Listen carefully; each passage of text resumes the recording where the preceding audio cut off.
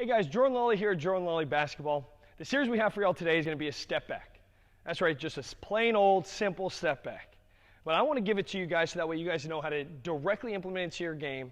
So that way the next time or the next game that you have, I guarantee you that you will get between 6 and 12 more points using this step back in your game.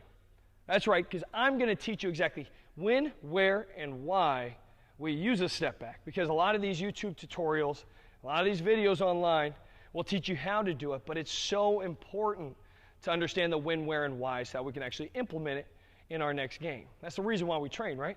So that way we can use the stuff to beat our opponent. So what I'm going to do is I'm going to go through a couple of different series or options or attacks utilizing our step back, and I'm going to talk you guys through scenarios. Okay? Let's get started.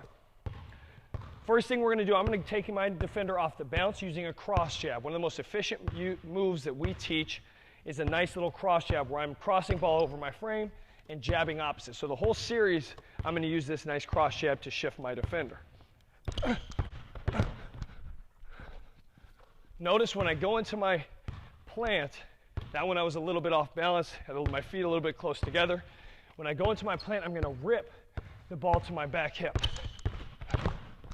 The reason why I do that is that way so I can create added separation between myself and my defender. So when I reach for ball, I rip it to my back hip, I create momentum, allow my body to separate. Options to the right. Rip it to that back hip, control that base, get into a shot. Notice my level of low. As I attack, right before I go into that pull-up, I'm going to shave that shoulder, lean it to the defender, and then get into my shot. But my height, the height of my shoulders, rarely changes when I engage my defender with a step back. I'm not going to step back up tall because then I won't get any push power. My upper body will kind of hang. I'm going to stay engaged, core nice and tight, so that way when I rip, my body reacts.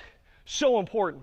The best players in the game who utilize their step backs utilize that step back with an engaged core, making sure their upper body stays consistent and locked on with their lower body. Now, when to use a step back?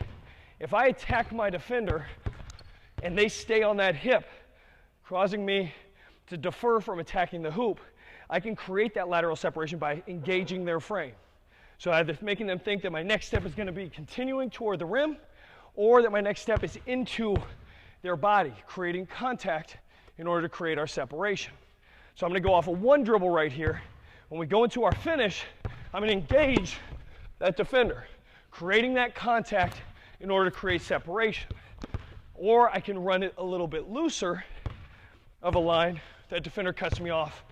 And when I create separation, he thinks that I'm going to continue to attack to get into my shot. Now, one thing that's really, really important, even when we train, even when I train, I might miss a few shots. Okay, but I'm going to tell myself exactly why I missed. So right there, body raised up, feet got a little narrow, and I missed my shot, or I drifted to the right. So great players tell themselves why things happen. Good players just do it till they make a shot. I don't want to be a good player. I don't want to train good players. I want to teach greatness. Okay, the situation, okay, or why we use a step back, how we use a step back, and when we use a step back will help us immediately implement these step backs in a game.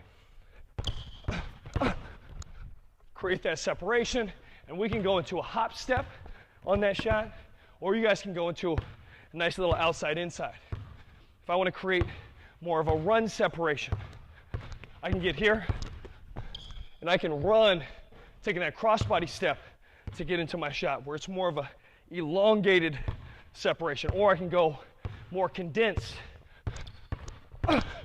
where I get those feet down to the ground quick to get into my shot. Now the footwork, while the footwork may be different, the move is still the same. Engage that defender, get them to think that we're attacking downhill, so that we can create separation between ourselves and them. All right, guys, hope this works for you guys. I want you guys to comment below if you guys like it. Follow me on all my other social media. Make sure you check out my website, www.jordanlolly.com, and look forward to seeing you guys again.